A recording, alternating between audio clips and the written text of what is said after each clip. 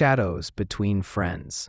Friendship is supposed to be unbreakable, a bond written in laughter, trust, and memories. But what happens when cracks begin to form? When promises whispered under the stars are tested by jealousy, pride, and choices no one saw coming. This is the story of Ethan, Ryan, and Emma, three friends who believed they were untouchable, from rooftops and rain-soaked fields to the fragile silence of betrayal. Their journey will remind us that sometimes the deepest wounds are carved not by enemies, but by those we once called family. Ethan was always the quieter one, the kind of kid who seemed to melt into the background. While most of the boys in his class sprinted across the schoolyard, chasing balls and shouting over one another, Ethan sat alone near the fence, sketching patterns in his worn-out notebook. His hair often fell into his eyes, and he never bothered to brush it away. It was easier that way, to stay unnoticed. That afternoon, however, hiding wasn't enough. Three bigger kids circled him, snatching his notebook and taunting him for being too soft. Ethan's chest tightened. He hated conflict, hated how his voice always failed him when he needed it most. Just when the laughter grew sharper, a figure stepped forward.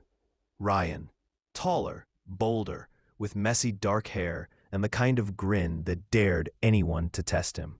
Without hesitation, Ryan shoved himself between Ethan and the bullies, squaring his shoulders like a wall. "Pick on someone else," he said, his voice carrying a calm defiance that made the others fall. From that moment, their worlds seemed to fuse together. Ryan never treated Ethan like a charity case. Instead, he acted as if they had always been brothers. Summers turned into rituals, two bikes rattling down cracked suburban roads, their laughter bouncing off the houses. Ethan, nervous at first, found freedom in Ryan's energy.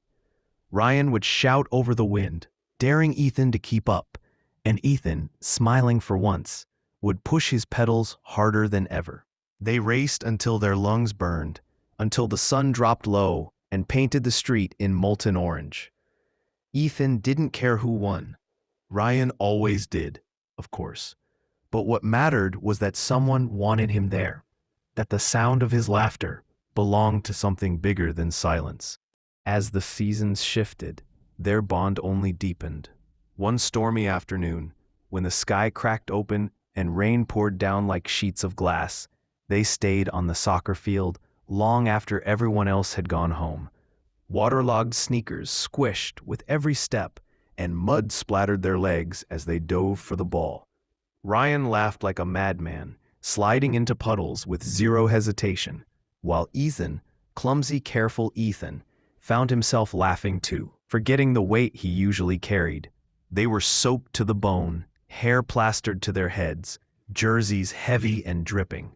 The cold didn't matter.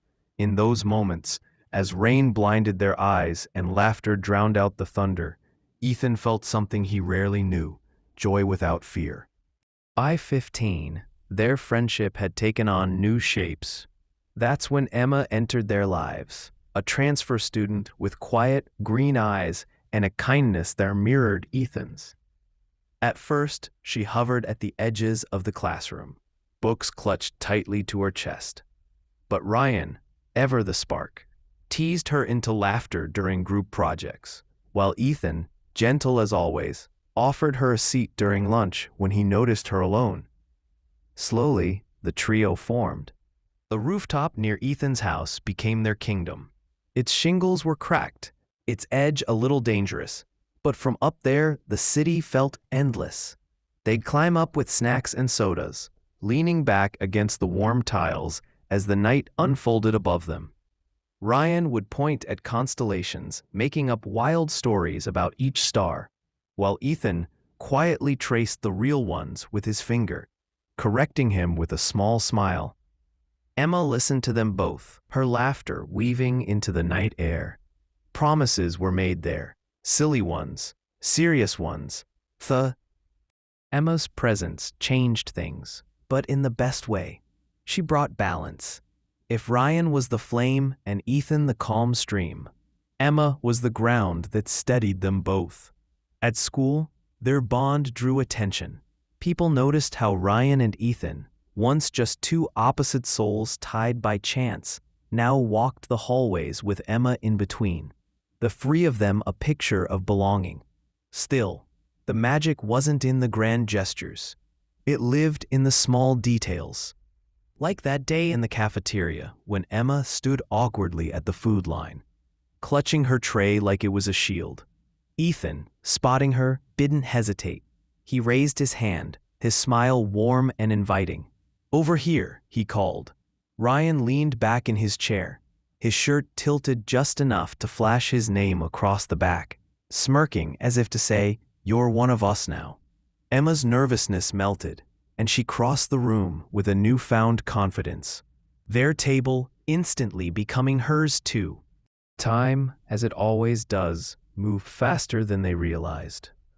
Exams, teenage struggles, and countless late-night talks later, they found themselves in graduation gowns. The morning air was filled with excitement and the kind of nervous hope only 18-year-olds could feel.